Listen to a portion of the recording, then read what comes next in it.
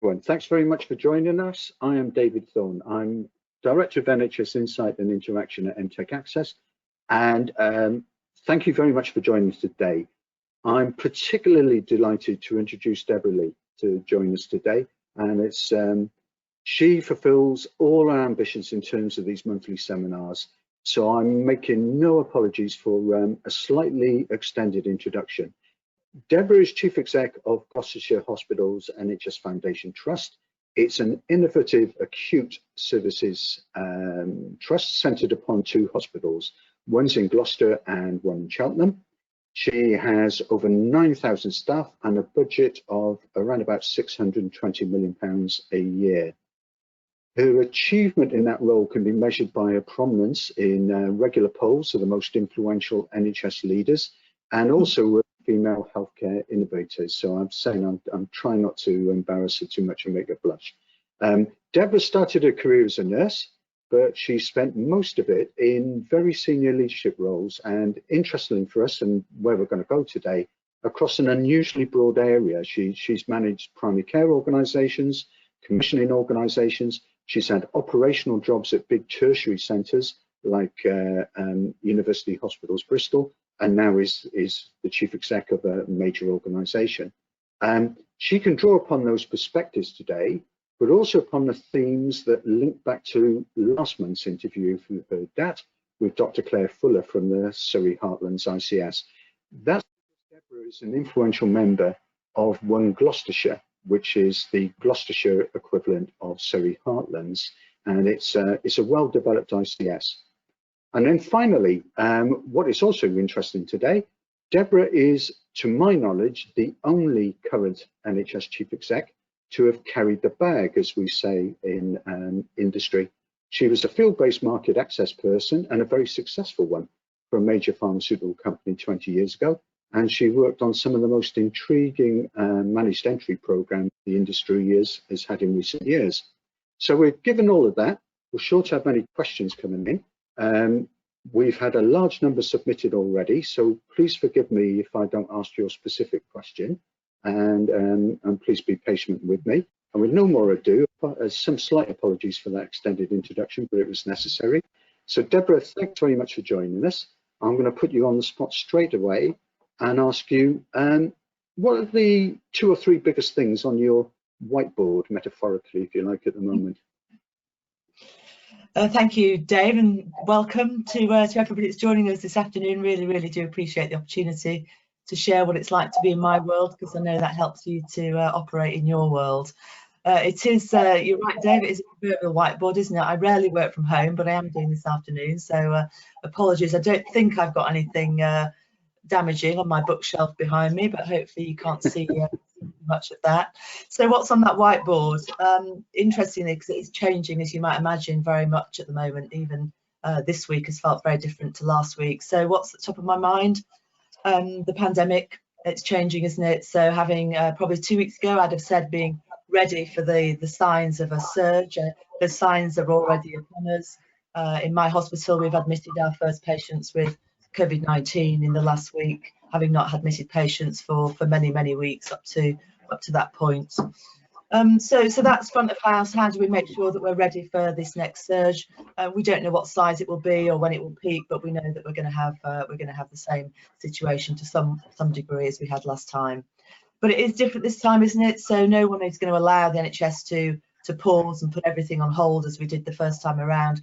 Very few of us were able to run non-COVID services to any large extent. I think my trust might have been an exception in respect of how much cancer care we continued to deliver, but that was because we very much set that as a strategic priority. We're fortunate in having 2 hospitals that we were able to manage pathways in a way that kept COVID and non-COVID care separated.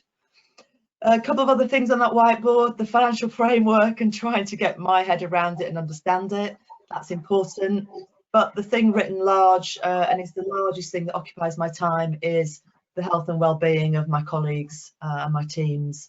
So when we went into this first time, as you can imagine, the Dunkirk spirit came good. We didn't really know what was ahead of us, and we all rallied and did what the NHS does best, which was pull together and do the right thing for each other, and most importantly for our patients and their families. We're going into it this time with a range of emotions. People are undoubtedly tired. People spend a lot of time talking to me about tanks that feel half empty or indeed empty. People are describing some anxiety and fear this time. They didn't really know last time what was coming. So as I said, there wasn't necessarily that sense of foreboding. So people know that they may well be going into PPE for 14-hour shifts. We didn't really understand any of that last time. And they know that we're going to ask even more of them, because we're going to ask for them to do all of that again during winter, and whilst continuing to do more of the day job, as I said at the outset. So my teams, my people, that's the thing that's at the front of my mind most days. And so for those who haven't been out, because in some ways it'd be a surprise to people who said, so we've admitted a patient, yeah? It's because certainly it's not as if the hospital's been acting normally in the couple of months before that. So just to explain, if people were to go back out to your hospital and hadn't been there for a year, what are the big physical changes they would see? What is the difference? What does it look like now that it didn't look like before? Well, not too dissimilar to the high street that you might have been visiting or the restaurant that you might have visited. So lots of posters and signs, lots of stations with masks and hand sanitizers. So in that regard, it doesn't look very different. A few months ago, it would have seemed very quiet. So in my hospital, like most, we ceased visiting. So that kind of buzz of visitors coming and going wasn't there. Most of our retail outlets closed. So what's it feel like right now? It's kind of a bit of a combination of that. So we've got all the posters of social distancing everywhere you go. There's a sticky tape on the floor telling you which way to go, where to stand, how to distance. Our shops are open, but only some of them, and only on the day. It's quieter, but it does feel a bit more buzzy than it did. But of course, most noticeably, what's different from the first few months of the first wave is that we're all wearing masks. Everywhere you go, you've got colleagues that are wearing masks. Patients and visitors are wearing face coverings, but I'm out and about all day in my surgical mask, which is different to the first time and does feel very different. You know how we communicate. You know what I do, Dave. My hands are flying all over. I'm expressive. My eyes are going. My mouth's going, and suddenly we're all behind a mask. And that can be really challenging for communication, particularly for anyone that's hard of hearing or relies upon facial expression. And some of us communicate with our eyes, and some of us could play poker, and therefore it really does impact on communication and relationships. Yeah, and one of the things, I mean, you were a nurse, Deborah, apart from the fact you ran a hospital now. One minute you're talking to somebody who is a certain kind of person, demographically or in gender or ethnic background. The next you're talking to somebody completely different, aren't you, in the next bed? So the communication skills and the verbals and the hand signals and the eye signals, you've already given me a bit of facepalm moment of thinking what it's like to work a long shift and you're in PPE for the whole time. It's bad enough wearing a mask for an hour on public transport. But yeah, that whole communication, I'm trying to think what it must be like to be a midwife, for example. Working in that kind of environment is so difficult. So what is different in terms of services for medical patients for A&E? Because certainly the impression's been given that people haven't been coming to A&E. There's been a concentration on certain specialties. That's created a bit of a surge and certainly an increase in waiting times. What's the position for you? So quite similar to most hospitals. Our A&E activity probably plummeted. I think the trough was about 60% of usual levels. So that was if you like, the quietest that we ever got, and that was a fairly similar picture. We're ranging now between about 90 and 100%, which is really challenging because to your point in your question, Dave, the department doesn't look like it did. We've had to commandeer larger parts of the adjacent environment so that we can create areas in our A&E for those that we suspect will have COVID because of the symptoms, those that perhaps we know absolutely don't because they've had a recent negative swab, and those that fall somewhere between the two. So physically the departments look different. When we've got patients in the department, they're socially distanced, sternum to sternum, we have to measure 2 meters. For us, because we've got some challenges around beds and space, we actually pioneered some perspex screens between patients on wards and in A&E, so we don't have to have the 2 meters. Before we got those screens, we were talking earlier, we've got 1,100 beds in our hospital. Before we got the screens, we had to take 300 out to create the social distancing needed. And that was okay when we had 60% of the demand that we're used to. But now that we're back up to 90, we had 103% one day last week of usual levels. We can't cope with that if we've got 300 beds missing. So yeah, physically it does look and feel very different. Yeah, don't worry, I'm not going to ask you how much perspex screens cost. I'm just trying to imagine. But we've got some excellent questions here, so let's go straight into that sort of technical detail. If you're affected in terms of that activity flow like that, how are you responding to the change in the way that the financial flows have been signalled in the last month or so, where you're now effectively penalised as a system, if I've understood it correctly, for undershooting indicative targets of activity? You're potentially rewarded for overshooting them, but as you said, at one point you took out what, nearly a quarter of your beds? So I guess what feels quite refreshing is, despite the financial framework and its complexities and nuances, the focus feels very much around how can we do as much care as possible. So not many people thinking about the margin, you know, whether they're going to be under or overpaid. I think the overpayment incentive is just folly. I've seen trajectories from my own system, from all the systems in the Southwest, and with the sort of restrictions I've described, we've talked about PPE, we've talked about social distancing, we haven't talked about the impact of that on productivity. So the thought that we could do more activity this year than we did last year in the same period is frankly fanciful, and I think some of us feel a bit yeah, the fact that that's been presented as a considerable possibility and with, you know, additional payment, I think some of us feel perhaps is not entirely fair, because I don't think anybody feels that we're going to get access to those sorts of monies. So the challenge then becomes losing money because we can't do what we did last year. We are trying to work through a complex process of managing a process that allows us to make sure the baseline's fair. So you're measured against last year. So if last year was exceptional or different, you're already on a hiding to nothing potentially. So take my own trust, for example. We changed the way that we counted and recorded lots of activity between last year and this year, and we could do exactly the same thing and end up with a financial penalty because somebody doesn't adjust the baseline period for those changes.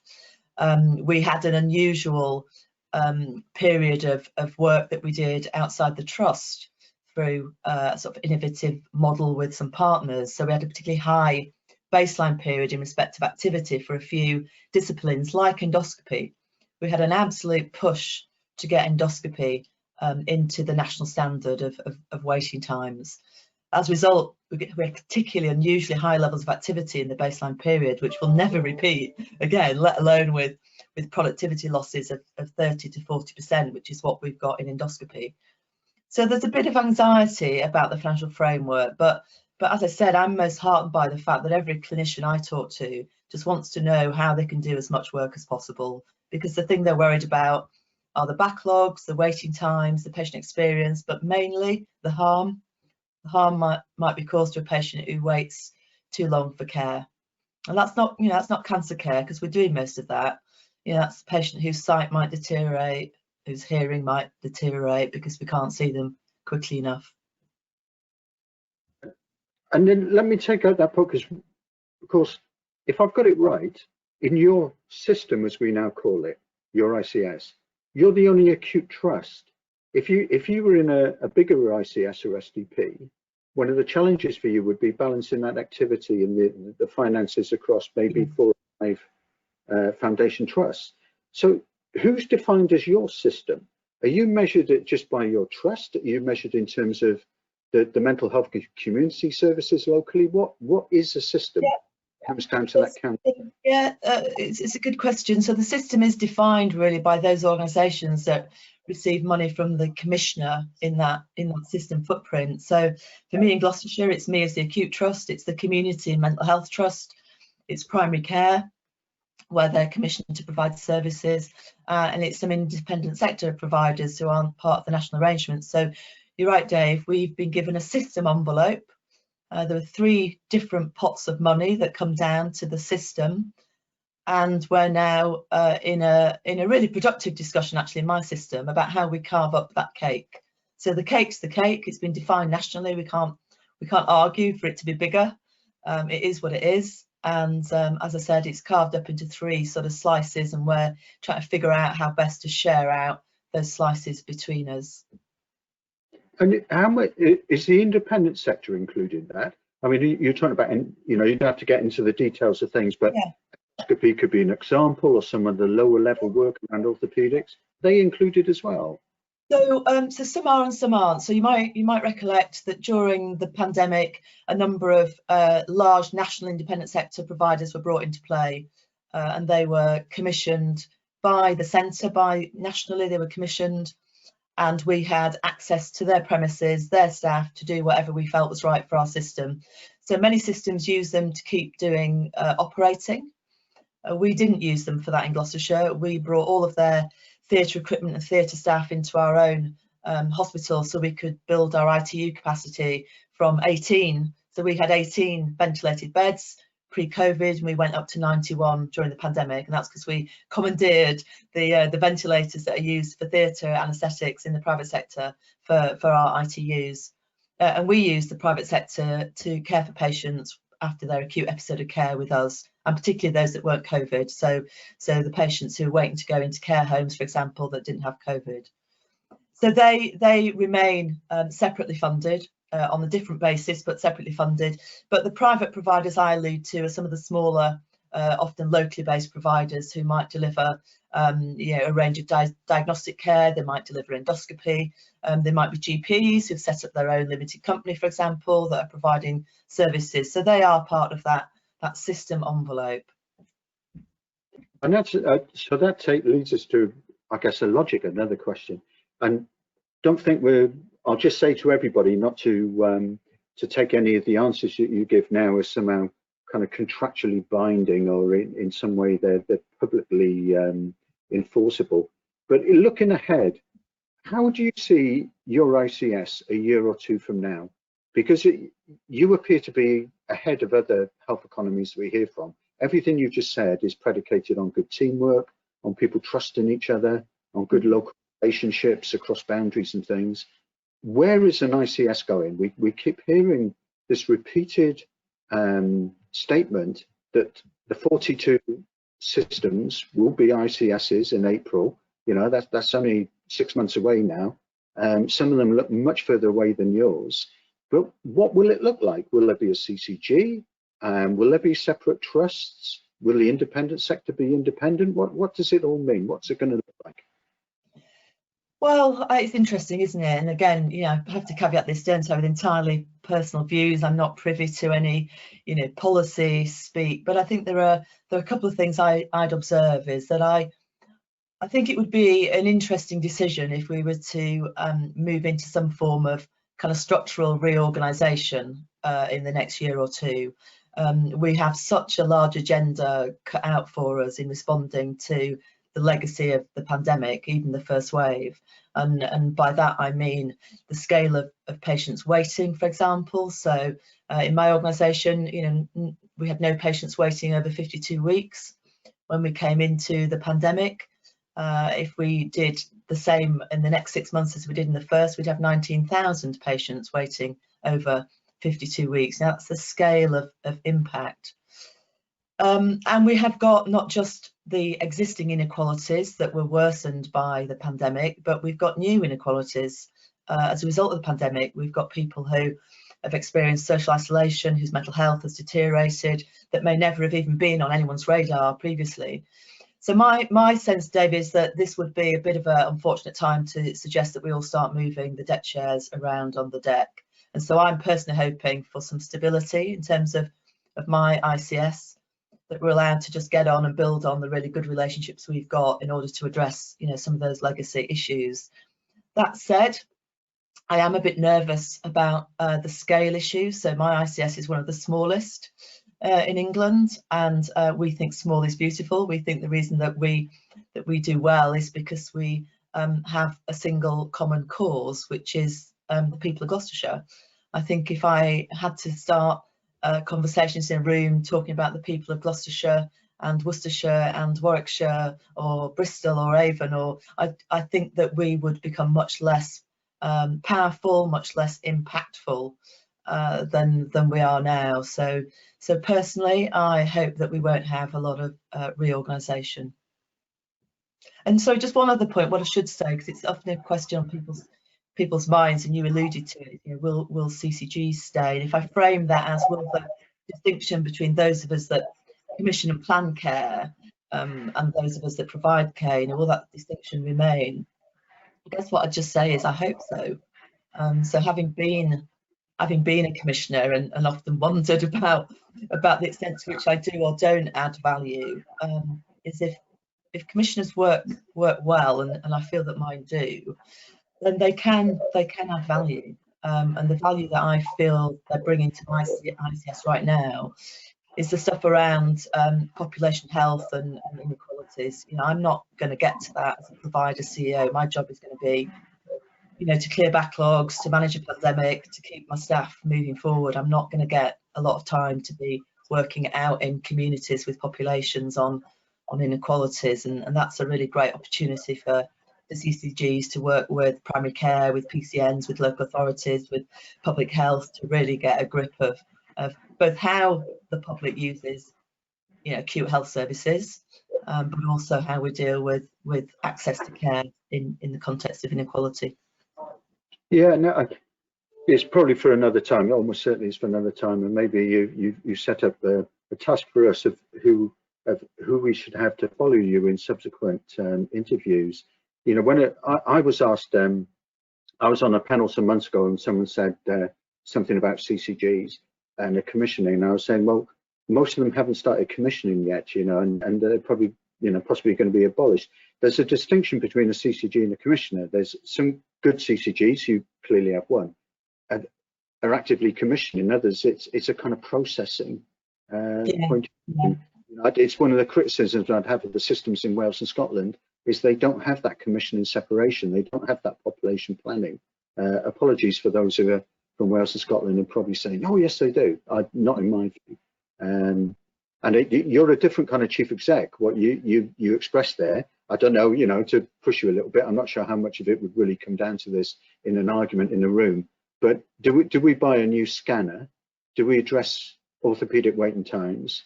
Or do we put money into diabetes prevention? And it's very difficult for you, given your position and your territorial role, or the chief exec of the ambulance service that covers your patch, to have a neutral conversation about that, isn't it?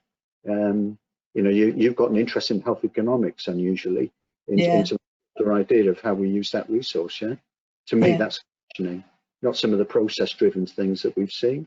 But let me pin you down, though. I know there's no easy answer to this. How big should an ICS be? So this is a real fudge of an answer, isn't it? But I think it should reflect natural communities. You know, so I don't think it's a size thing. I think it's about natural communities. You know, I think if you force communities together, then you know, then it doesn't work.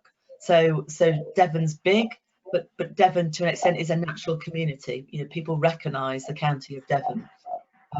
People talk in my world about the three counties. It's been a natural community, but they're simply not. We may be close to Worcester, we may be close to Birmingham, but we're in a healthcare region that doesn't have any of those counties in it. I'm the most northerly point of the southwest. My regional, you know, colleagues are in Cornwall and Somerset and Devon. So for me, it's less about size and more about what is a natural geography, a natural community. I look at what are the catchment areas of football teams. That tells you something about an ICS, you know. It's things like that, isn't it? I would have that if somebody really wanted to go out, say they're going to buy an outfit for a child's wedding or something, they'd probably go to Bristol rather than Birmingham. Guess, which probably shows where your affiliation is. Anyway, I'll move on. What you've talked about the informal stuff there and the cultural stuff. Why is the teamwork so good in one Gloucestershire. How have you come to this point where you're able to discuss this? I was talking to somebody yesterday who's a director of finance, describing a health economy. I won't say where it is, where the teamwork is absolutely absent. You've come to where you are now because of some years of closeness. What brought that together? So I think, well, I think a recognition amongst all the leaders in the county that we'll be better for good team working than bad. So I think if you start with it's got to be better to work well together than to fall out, then I think that just puts everybody on the front foot, because we're looking to give people the benefit of the doubt rather than to catch them out. I've worked in systems where people were just absolutely, at odds with each other. They didn't like each other. They didn't have respect for each other. I've worked in systems where acute care has been very predominant. And the beauty of Gloucestershire is having one acute trust, then I am just one voice. I'm often a loud voice. And I hope I'm often a kind of articulate and compelling voice, but I am just one. And so the voice of those that are representing community services and mental health, there's one voice, there's one ambulance voice, and there's one commissioning voice. And I think that balance, works really well for us, because we have to listen to each other and there's parity. Cool. It's really putting you on the spot now. Give us an example. If I were a patient living in Gloucestershire and you were defending the progress, or not defending it, expressing it, publicising it, is there a change in a pathway, a change in the service, an outcome? What would you point to that's a result of that teamwork? So I suppose what I'd result to is the sort of financial frameworks that we've managed to agree. So if you come into my hospital as an elderly patient, there's no financial incentive for me to admit you. The pathways that we've designed are to, wherever possible, to return you to your home. We can do that through a conversation with a hub that has social care in that conversation. We can do that in a hub that has the voluntary sector in that conversation, where everybody's kind of unifying purpose is to try to get you back home. I've worked in systems that were so fractured, you wouldn't have been able to get those 4 people into a conversation, with a fortnight's notice about a strategic planning meeting, let alone, in the here and now moment of, we've got a patient in ED who really would like to get home, bring all those parties together. Another example would be sort of in the planning space. So we decided to choose respiratory care as a sort of pilot to bring together truly integrated services. So it took us a while to get the people framework right, but if you're in receipt of respiratory care in Gloucestershire, you'll be cared for by a team that has employees from the acute trust, from community services. You might have psychological input from the mental health trust. You might have somebody from a third sector, a voluntary organisation, and you won't know, hopefully, which of those organisations they come from. You won't ever have to repeat what you said to one of them, because they've got a shared record. And importantly, they can click on a portal and look at your records in your GP practice, or in your acute trust, or in your community district nurses record, none of which we could have achieved if we weren't working as an integrated care system. So that shared record thing, it's come out, hasn't it, this week, the push to really develop that across the country. But it's something else that I was interested there for our colleagues when we do training sessions for teams out in pharma. You've mentioned a few times there the word hub. Yeah. I think that is, a year ago, that wasn't in people's vocabulary. It means all kinds of things now, whether you're a PCN or whatever, but it's a lovely word. But hubs is really, maybe we'll come back to that if we've got time, because I think our colleagues out there are intrigued about hubs and what they represent, But yeah, so when we talk about innovation, you've mentioned there innovations in terms of service delivery. Obviously, our friends who are dialing in, when they talk about innovation, it's often about a product, either a medicine or a device or something like that, a piece of software. What's your advice to them generally? Because still, you won't be surprised, it was 20 years ago you were doing this, you know how difficult it is to bring innovations into the system. What's your general feeling about this, and how can innovation acceptance for appropriate technologies be improved? Well, I saw it in one of the comments earlier, but academic health science networks have undoubtedly, in my area, been key to bringing innovations into the NHS. So if I think about a number of the things that we've adopted them because our local AHSN has advocated for them. So certainly colleagues on this call that can establish good relationships with AHSNs will undoubtedly, have opportunities that others might not least because you can then implement at scale, can't you, through the sort of adoption programs. You're not having to go around 15 different NHS organisations or trusts. If you can get in to a dialogue with your AHSN, who I think are, in my experience, much more receptive to innovation than perhaps your average hospital manager might be, because they'll probably have somebody whose job is just boss of innovation. They'll have a team or a department whose job it is to embrace and evaluate and to adopt innovation. What's your AHSN called, Deborah? Because I know you're not. West of England. West of England. Yeah, because the southwest is Devon and Cornwall. Yeah, so West of England. We tend to split Peninsula and then West of England. So we've had a number of innovations there. They have got, they've got some of the soft money in the NHS. So again, we've been involved in a number of innovations where they funded the pilots, which give us then the ability to, demonstrate their worth, to build a business case, because we've had a year of no cost where we can test what the benefit of the innovation is, whether it does save us any money anywhere, and teams can then develop a business case with some real empirical evidence behind it, rather than perhaps being skeptical about evidence that, and forgive me, but that you might bring to the table that people might have less confidence in. Dave and I remember as a health economist, I did struggle sometimes at some of the evidence that was put before me to help me with my my sales role. So there's something about the credibility of evidence when it's been developed locally and with the support of something like an HSN over perhaps evidence that's been developed by the sector or by a more commercial environment. I think it's great advice. I know that our colleagues out there, I won't name them, but there's certain AHSNs who are quite difficult in terms of being approached. There are others that are really positive.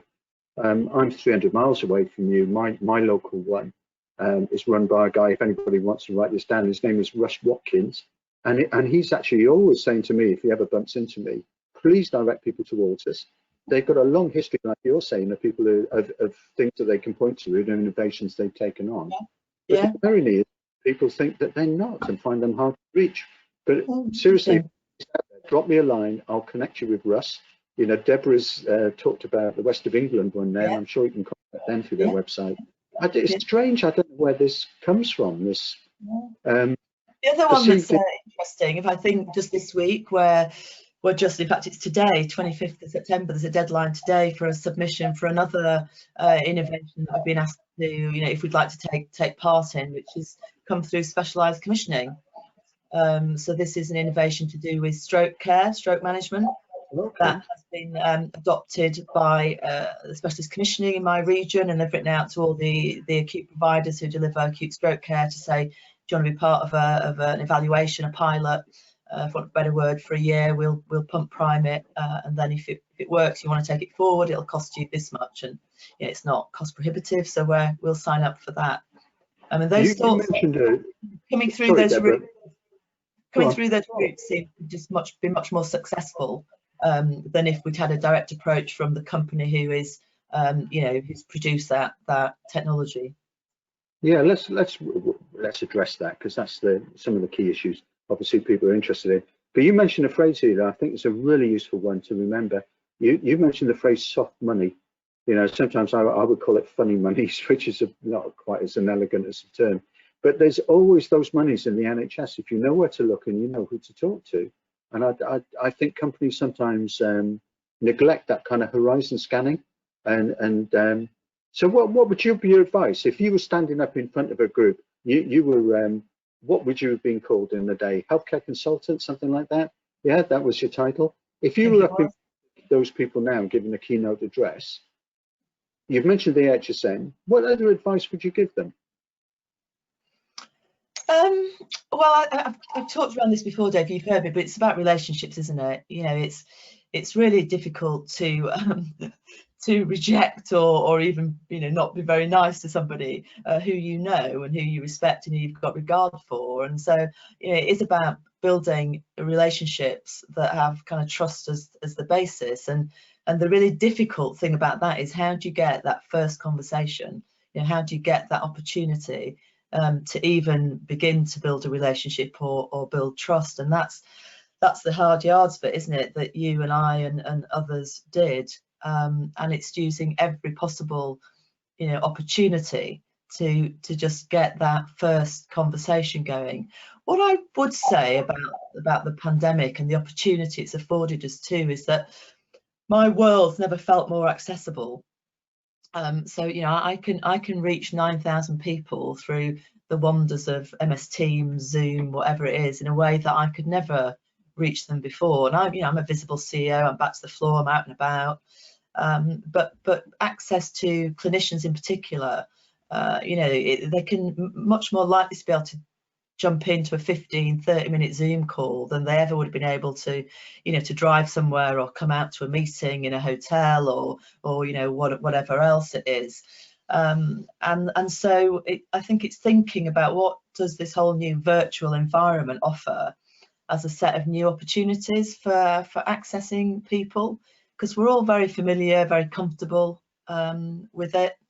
And the interesting thing about the pandemic, should we end up in that space, is frenetic though it was at times, there was also a lot of downtime because we weren't doing a lot of the usual things that people spend their downtime doing. You know, we weren't responding, you know, to complaints, you know, in a timely fashion. You know, we paused audit activities or all sorts of things, and so I guess it's not assuming that people haven't got time. But being really time efficient in how you approach people will be much more appealing than if you're trying to persuade somebody to come off site or come out to a big meeting. You know, if it's about a set time, you know, if it's about, you know, what time have you got, when might you be available, as opposed to we're doing something, you know, at this time of day on this date, which can be quite prohibitive. But yeah, it all comes back to relationship building. So if you have that relationship, and again, this is not, nobody listening to this should take this as an opportunity to cold call you, okay? If they do, we'll find out about them and we'll take some kind of awful action against them in some way. But what kind of things do you ever sit there and think, oh, I wish Mtech would come through the door and say this. I wish somebody, if there was a way of doing this, if we just need this. Is there anything you think you absolutely need rather than want that those companies could help you with? I guess for me, what I would more likely to be able to articulate are the problems that we you know, encounter, and then it's kind of almost down to you colleagues to kind of innovate and come up with the solutions to some extent, isn't it? I mean, sales is all about persuading somebody they want something that they never knew they wanted, isn't it? But the challenge of that with the current financial constraints is that is a really tough ask, because you'll probably persuade my clinician of that, but then when they come to talk to the likes of me, I'll tell them it's all nonsense and that it's not at all what they need. So that I think there's something about really understanding in quite a nuanced way, because, you know, different providers, different systems, communities, geographies have different problems. Is, you know, what is it that system's trying to fix? You know, what is their big problem? I mean, in my system, it's the huge issue is demand, is excess demand. We have I don't know whether it's a culture or a history or a preference or what, but it's for everyone to turn up to the place with the lights on, which is the hospital. So despite being a rural county with eight community hospitals, you know, some really high quality primary care, people tend to come to hospitals. Our A&Es are a real focus. They're a sort of magnet, and anything that helps us to deal with that is going to be of interest to us, and that might be a technology, it might be an innovation or initiative or scheme. It's probably unlikely to be a medicine, but then you'd go to other things. So looking at what's the disease profile, you know, what is it that people in Gloucestershire are dying of? Is it the same as everywhere else, or is it something different? You know, you'll see that, if you looked at our One Gloucestershire website, you'll see what I've said about respiratory care. You know, a lot of focus on integrated respiratory care, because we went there because the data told us that we over-admitted patients with respiratory conditions in Gloucestershire. And so that was what drew our attention to respiratory, was looking at the data. Then we said, well, how should we do that? And we said, well, we need to do out-of-hospital care differently, because that's why they're coming in, because out-of-hospital care isn't what it needs to be, and that sort of set off the chain of events. So and somebody will be impressed if you go, if your opening gambit is not, I've got something I want to sell you, but is, I've looked at your data and it tells me you've got a problem with this, and I think we might be able to help you with a solution. That's much more, for me, much more appealing. It's more emotionally intelligent than just saying I'm here to sell blue suits and you look like you need a blue one. Yeah, but having said that, I want to ask you a bit of a closed question, but it's a leading question. When was the last time you heard about a drug or a device and you thought, crikey, that sounds fantastic, I bet the docs can't wait to get their hands on that, or wouldn't that be great for patients? When was the last time you got excited about a technology? Can you remember when it was? Last week, the one about stroke. Really? Yeah, so tell us a bit about that. Well, what was it then? So this is about you're going to say, I can't think of one. I can't think of one for 20 years.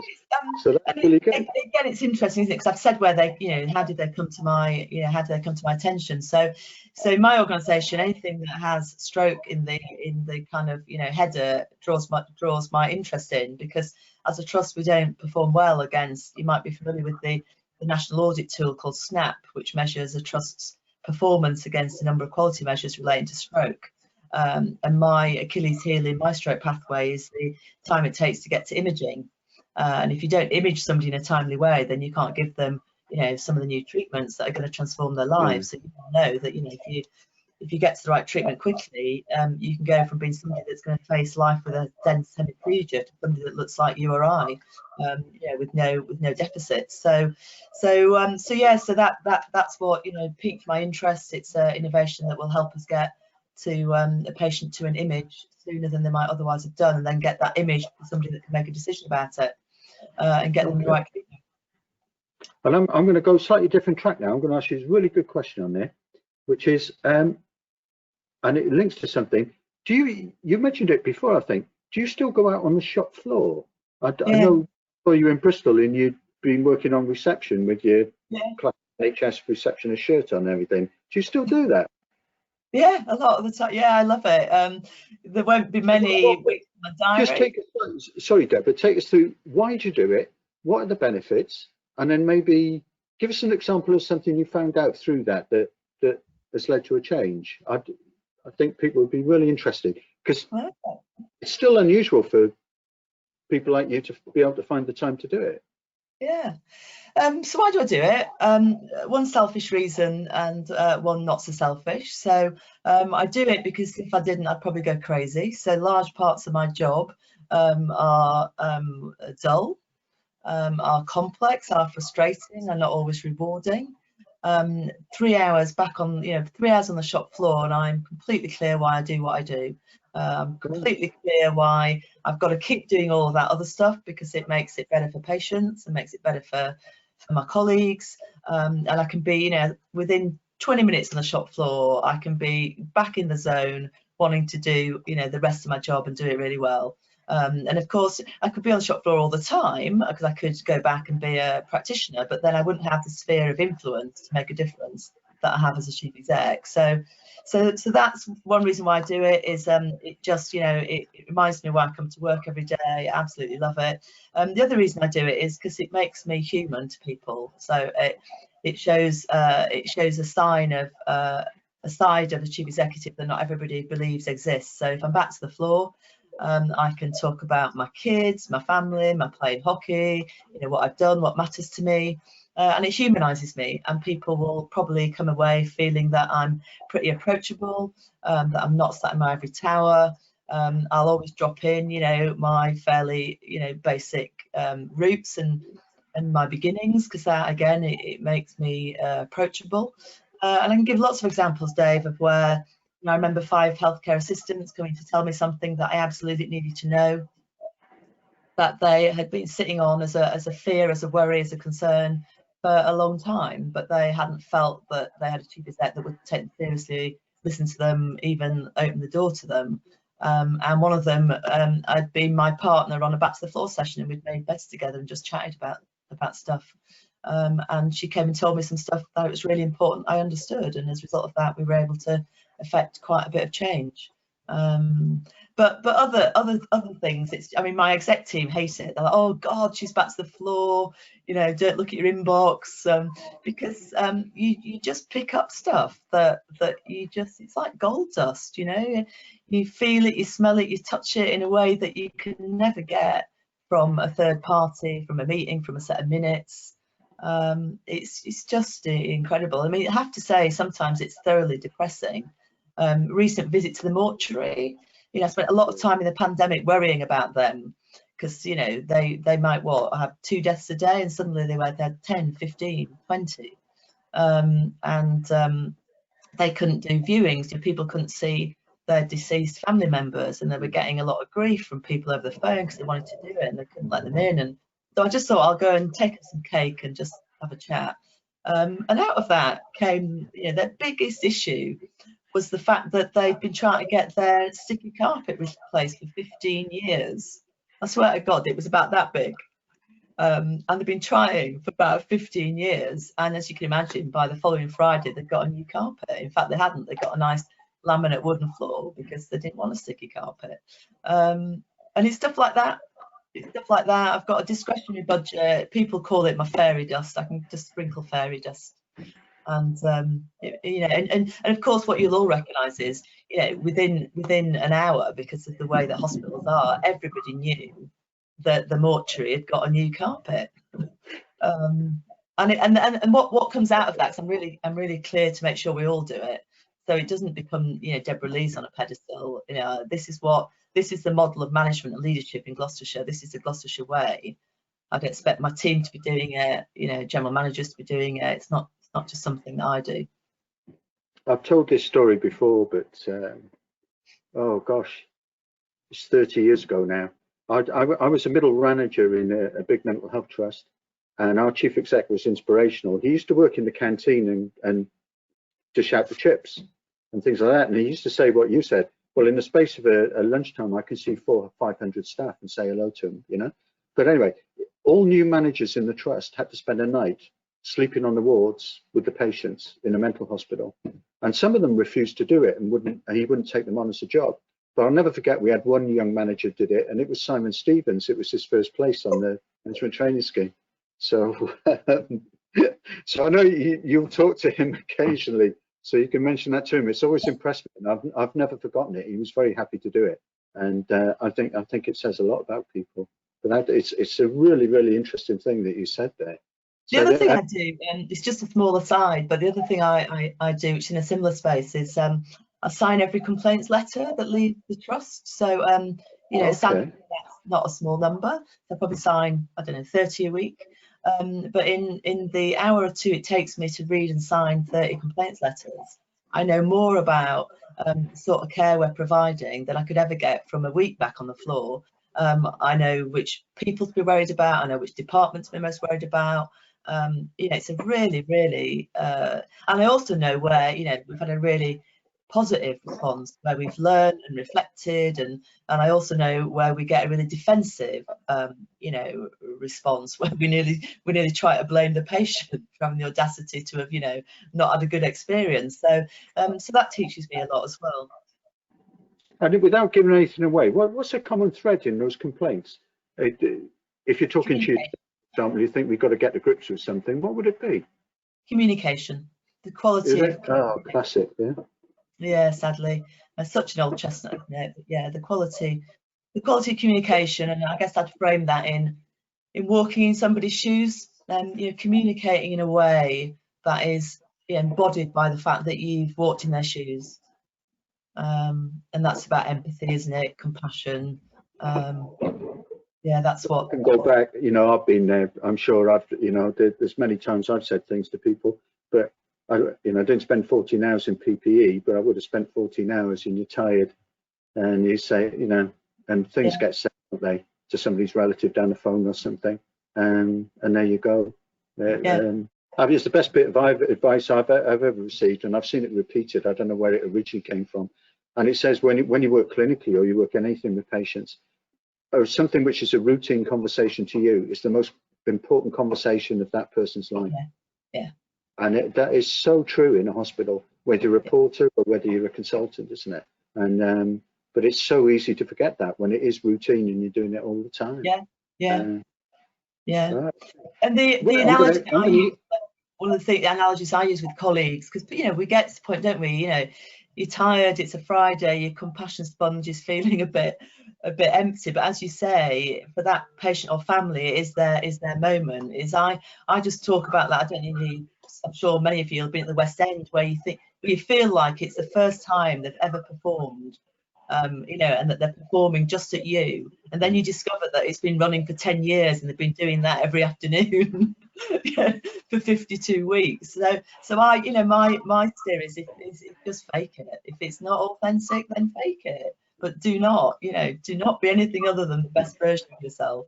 I accept that sometimes it's not easy and we're provoked and all of that stuff, but it is our job. It absolutely is.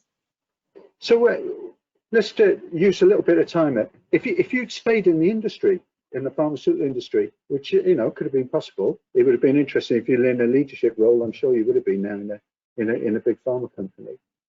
What's been your impressions of the industry? What's your feelings around it? How do you think it can improve its reputation, its partnership working?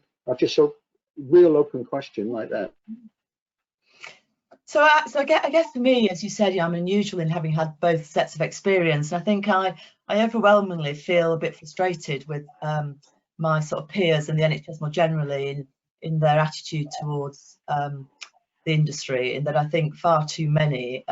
Dave, you've heard me tell this story before, when I was trying to come back into the NHS and I was talking about my pharma experience, my CV, it was all on there, I was proud of it. I'd been invested in, I'd been developed. I thought I was going to be a better NHS leader for the time I spent in pharma. And I'd get coached from people who say, well, don't put it on your CV, say you're on a gap year. I'd go to interviews and people would sort of ask me if I was sort of all right now, had I got over that, that sort of, aberration or whatever. So we have got a bit of an upward battle still with some, some people in terms of their perception of the industry. And for me, I think it's, I don't think the industry always helps itself in getting its narrative right and positioning itself. You will all know that some of the most amazing things that saved lives were developed in commercially funded research. That we couldn't have done, if we didn't have pharma companies. And many of the research trials at our Patients Access are sponsored by you. We've got, I forget what it's called, what's the acronym, Dave? That sets the, if you like, the profitability threshold of the industry. The industry can't come in and let rip through the NHS. How much profit the industry can make from the NHS is set by government. And that was reduced, wasn't it, recently? But the industry hasn't made much of that. I don't think most of my peers would know that there are those sorts of checks and balances and caps in the way that the industry makes its profit. So I think probably for me it would be, going back to some of those basics of what's your story, what's the narrative, rather than being allowed to be perceived as, the sales people with the free pens and the stuff that perhaps, don't get me wrong, we're always great. And again, this is not meant to put you in an obligation, it's a theoretical thing. But if somebody came to you and said, one of your younger managers, and said, I want a placement in pharma, or a pharma company approached you and said, can we put someone in your organisation for 6 months to work on a project to learn? Is that something you'd be minded to do, or would you hold your hands up?